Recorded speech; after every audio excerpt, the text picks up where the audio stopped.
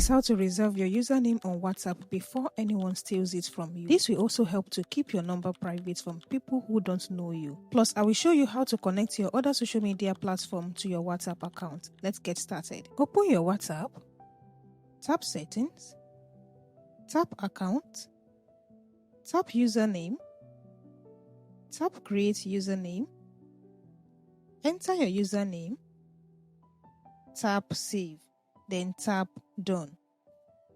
If you enter the wrong username, tap Edit to change it.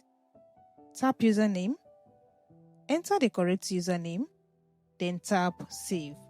To control who can contact you, tap the arrow next to your username to set your contact preference. If you leave it on anyone, it means anyone with your username can contact you. If you want more privacy, select people who know my key.